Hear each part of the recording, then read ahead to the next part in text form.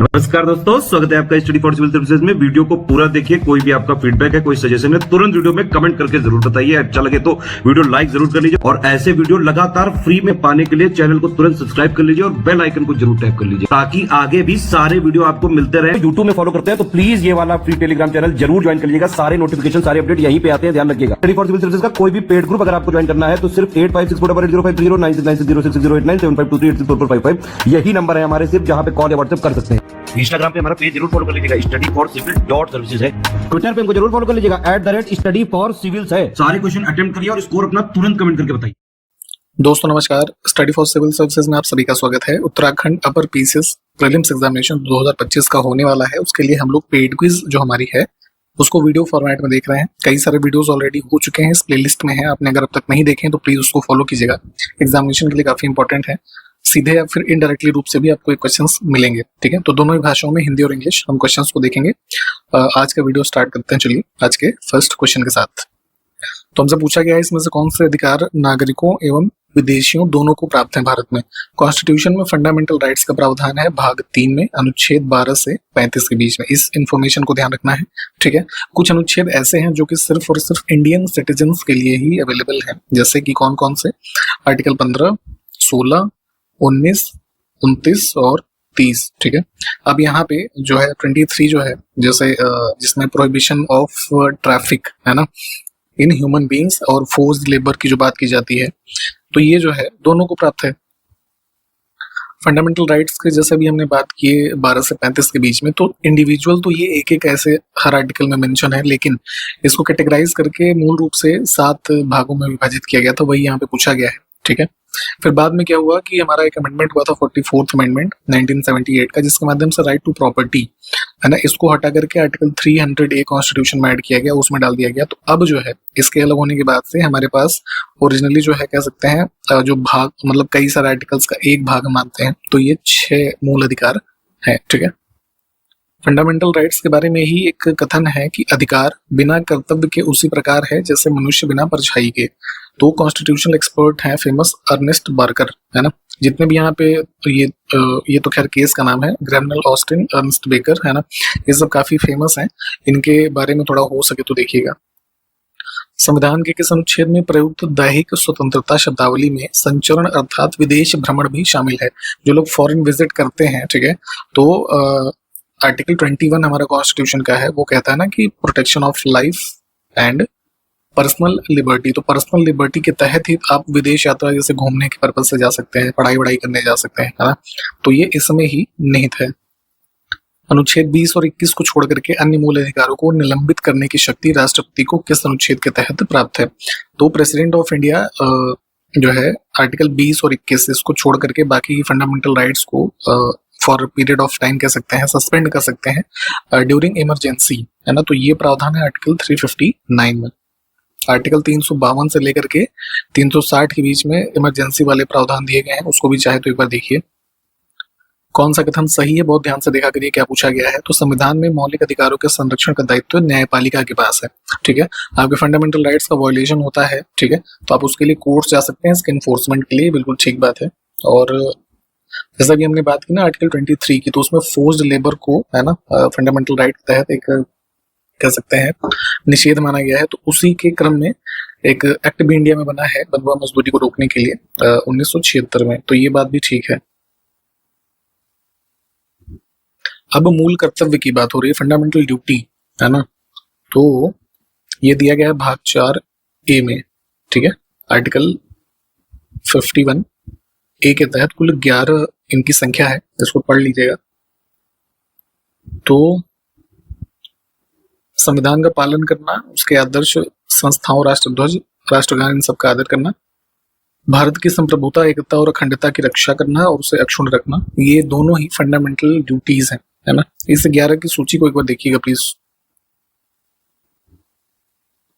Next है सभी कर्मकारों के लिए निर्वाह मजदूरी शिष्ट जीवन स्तर का प्रावधान किस अनुच्छेद में है।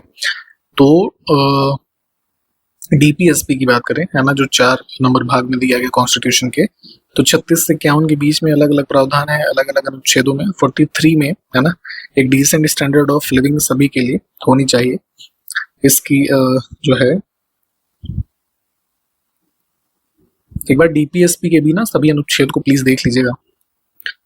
गाय दुधारू पशुओं की बलि पर रोक और उनकी नस्लों में सुधार को प्रोत्साहन देने का प्रावधान किस अनुच्छेद में है? तो फंडामेंटल सॉरी ये डीपीएसपी में गांधीयन प्रिंसिपल्स के कुछ आर्टिकल जो है उस रूप में जाने जाते हैं, तो उसी का एक भाग ये है ना 48। अब संविधान में कुछ अगर संशोधन करना है तो संशोधन के प्रकार और शक्तियां दी गई हैं, तो उसका एक भाग है वही पूछा गया है। उसमें एक ही आर्टिकल है 368, तो इसके तहत अमेंडमेंट होता है, भाग 20 में है। नेक्स्ट है आर्थिक रूप से कमजोर सवर्णों के लिए 10% आरक्षण के संविधान संशोधन के द्वारा थोड़ा सा स्टेटमेंट में करेक्शन की जरूरत है। मतलब ये है कि जो कमजोर सवर्ण आर्थिक रूप से लोग हैं उनके लिए 10% आरक्षण का प्रावधान जो है संविधान के किस संशोधन के द्वारा किया गया था? तो 2019 में एक अमेंडमेंट हुआ था 103, है ना। तो आप जो ये देखते हैं ना आजकल EWS रिजर्वेशन, तो इसमें 10% का आरक्षण इनको दिया गया। ठीक, देखिए सरकार के कई सारे रूप होते हैं, तो उसी में से एक है संसदीय सरकार। उसके बारे में दो कथन है, उसमें से सही को चुनना है। तो संसदीय सरकार को कैबिनेट या फिर उत्तरदायी सरकार भी कहा जाता है, ठीक है, क्योंकि कैबिनेट एक होती है जो मुख्य रूप से निर्णय लेती है, और उत्तरदायी सरकार इसलिए क्योंकि वो जो लोअर हाउस होता है जैसे इंडिया में लोकसभा है उसके प्रति वो रिस्पॉन्सिबल होते हैं, ठीक है। और सरकार का यह जो रूप है ब्रिटेन, जापान, कनाडा तथा भारत आदि में प्रचलित है। तो इन सभी जगहों पे देखेंगे पार्लियामेंट्री फॉर्म ऑफ गवर्नमेंट है, क्योंकि ये सब जो है ब्रिटिश कॉलोनीज एक समय पे रहे, ठीक है। दो कथन फिर से है, ब्रिटिश कैबिनेट व्यवस्था में जैसे जो प्राइम मिनिस्टर के साथ काउंसिल ऑफ मिनिस्टर्स है ना, तो ये एक कैबिनेट का रूप हो गया। तो ब्रिटेन में क्या है, इसके पैरेलल एक छाया कैबिनेट यानी कि शैडो कैबिनेट होती है। जो विपक्षी दल होता है उसका एक पीएम कैंडिडेट और कुछ काउंसिल ऑफ मिनिस्टर्स एक शैडो कैबिनेट के रूप में चुने जाते हैं, ठीक है, कि कभी जरूरत पड़े तो उनको इस्तेमाल किया जा सके। तो ऐसी व्यवस्था ब्रिटेन में तो है, लेकिन भारतीय कैबिनेट व्यवस्था में ऐसी कोई व्यवस्था नहीं है। तो सही पूछा गया है तो सिर्फ केवल एक सही होगा ना। भारत की संघीय व्यवस्था किस देश के मॉडल पर आधारित है? तो अभी हमने बात किया कि जो इंडियन पार्लियामेंट्री ये फेडरल सिस्टम जो मतलब केंद्र और राज्य का संबंध है उसकी बात करें तो ये कैनेडियन मॉडल पे आधारित है। संघीय सरकार की विशेषता क्या होती है? फेडरल गवर्नमेंट, तो डुअल गवर्नमेंट यानी कि केंद्र की सरकार अलग होती है, स्टेट्स की भी सरकारें होती हैं। कॉन्स्टिट्यूशन जो है यहाँ पे आपको रिटन कॉन्स्टिट्यूशन मिलेगा। सुप्रीमेसी ऑफ द कॉन्स्टिट्यूशन, है ना, तो जो है सभी आप देखते हैं कि जैसे भारत की हम बात कर लें तो कॉन्स्टिट्यूशन सुप्रीम है, उसी के अकॉर्डिंग सारी चीजें होती हैं। तो तीनों चीजें ठीक है। प्राक्कलन समिति में लोकसभा के द्वारा निर्वाचित कुल कितने सदस्य होते हैं? संसद की कई सारी समितियां हैं भारतीय संसद की, अलग अलग ऑब्जेक्टिव के साथ, उसकी लिस्टिंग देखेंगे तो उसी में से एक है एस्टीमेट कमेटी जो काफी पॉपुलर है। तो इसमें कुल 30 सदस्य होते हैं जो कि सिर्फ और सिर्फ लोकसभा के होते हैं, है ना। संविधान के किस अनुच्छेद में निर्वाचन संबंधी मामलों में न्यायालय के हस्तक्षेप के वर्जन का प्रावधान है? तो इलेक्शन रिलेटेड मैटर्स में जुडिशरी का इंटरफेरेंस ना हो, है ना, तो इसका प्रोहिबिशन दिया गया है आर्टिकल 329 में। निर्वाचन आयुक्त इलेक्शन कमिश्नर की हम बात करें तो इनका कार्यकाल कितने वर्ष का होता है?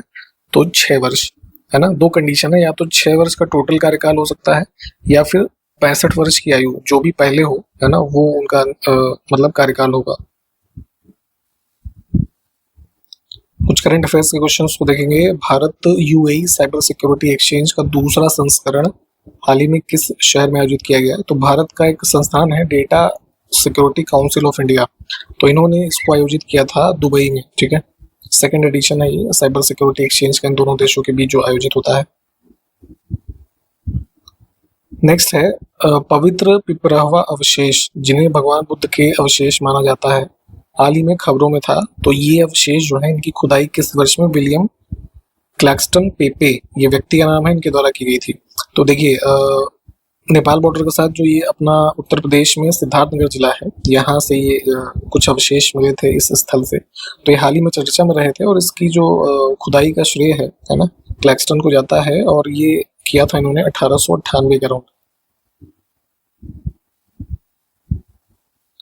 भारत का एक संस्थान है C DOT, centre for development of telematics, ठीक है। तो इन्होंने हाल ही में ड्रोन आधारित जो सिस्टम्स हैं उसमें एक कम्युनिकेशन की टेक्नोलॉजी होती थी, क्वांटम की डिस्ट्रीब्यूशन, ठीक है।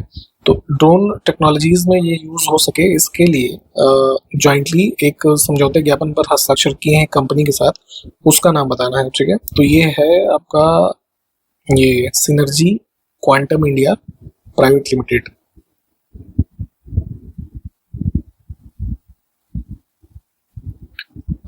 मई के स्टार्टिंग में 2025 में विराट कोहली ने टेस्ट क्रिकेट से संन्यास की घोषणा की थी और रोहित शर्मा ने भी, तो इनको ध्यान रखेंगे। तो विराट कोहली के बारे में पूछा गया है कि इन्होंने अपने टेस्ट करियर में कुल कितने शतक बनाए, तो इनकी संख्या है 30। किस राज्य सरकार ने उस राज्य में ग्राम पंचायत सीमा के भीतर भारतीय रक्षा कर्मियों के स्वामित्व वाले घरों को संपत्ति कर में छूट दी है? जो डिफेंस पर्सनल्स हैं तो उनके जो हाउसेज हैं उस पर हाउस या प्रॉपर्टी टैक्स नहीं लगेगा, ये रिसेंटली अनाउंस किया है हमारे किस राज्य ने? तो ऑप्शन डी, ठीक है, आंध्र प्रदेश। नेक्स्ट है 31 मई 2025 को हैदराबाद में 72वें मिस वर्ल्ड फेस्टिवल में प्रतिष्ठित मानवतावादी पुरस्कार किसको मिलेगा? अब तो दिया जा चुका है ये, तो पहले ये ध्यान रखेंगे कि 72nd जो मिस वर्ल्ड फेस्टिवल है हैदराबाद में हुआ, ठीक है, और इसमें कैटेगरी है ह्यूमैनिटेरियन अवार्ड की, तो ये दिया गया बॉलीवुड एक्टर सोनू सूद को। नेक्स्ट है दक्षिण एशियाई फुटबॉल महासंघ, जिसको शॉर्ट फॉर्म में सैफ कहा जाता है। तो अंडर 19 फुटबॉल चैंपियनशिप 2025 किस राज्य ने आयोजित किया, इसको बताना है। तो ये आयोजित हुआ था अरुणाचल प्रदेश में। आपसे क्वेश्चन है कि यहाँ पे विनर कौन रहा, आप हमको कमेंट करके बताइए। नेक्स्ट है वित्तीय वर्ष 2024-25 में प्रधानमंत्री सूक्ष्म खाद्य प्रसंस्करण उद्यम औपचारिकीकरण, ये स्कीम है, इसको थोड़ा अलग से पढ़िएगा। इसको इम्प्लीमेंट सक्सेसफुली करने के लिए किस राज्य ने भारत में पहला स्थान हासिल किया? इंपॉर्टेंट है ये, आप एग्जाम में पूछा जा सकता है, ठीक है। तो प्रधानमंत्री formalisation of micro food processing enterprises, ये स्कीम इम्प्लीमेंट करने में पहला स्थान है बिहार का, ठीक। ऑप्शन डी जो है ये करेक्ट है। भारत के ऑटोमोटिव उद्योग के बारे में नवीनतम आंकड़े कुछ आए थे हाल ही में, तो उसके संबंध में सही कथन चुनें, ठीक है। तो ऑटोमोबाइल सेक्टर के बारे में अगर हम देखें तो ऑटोमोबाइल सेक्टर जो है भारत, इसके माध्यम से वैश्विक जो सकल घरेलू उत्पाद है उसमें जो उसका कंट्रीब्यूशन है 7.1% है, ये ठीक है। भारत सेकंड क्वेश्चन में है कि वैश्विक वाहन उत्पादन में चौथे स्थान पर है, ठीक है। तो जो है दोनों कथन इंपॉर्टेंट है, आंकड़े भी इंपॉर्टेंट है, ध्यान रखेंगे।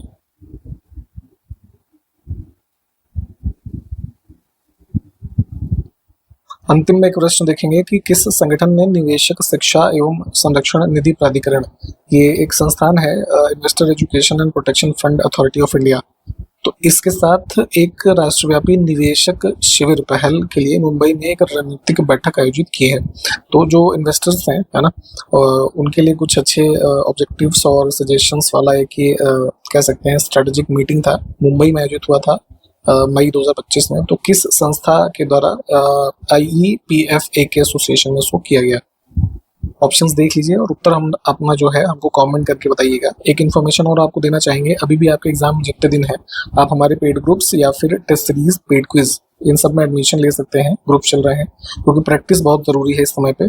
तो 3 मोबाइल नंबर हमारे हैं इस वीडियो के डिस्क्रिप्शन बॉक्स में, या फिर इंट्रोडक्शन वाला जो पार्ट है वहाँ पे बताए जाएंगे। आप इस पर कॉल या व्हाट्सएप करके एडमिशन ले सकते हैं, ठीक है। जितना भी समय है प्लीज पढ़ाई में फोकस करें, और जो क्वेश्चन इसमें अगर मैप वाले ने देखें तो उसको मैप पे भी लोकेट करना है। आगे जो प्रश्न है एग्जामिनेशन तक हम कंटिन्यू करते रहेंगे अलग अलग वीडियो में। तो फिर ठीक है, अगले वीडियो में कंटिन्यू करेंगे, तब तक के लिए नमस्कार, जय हिंद।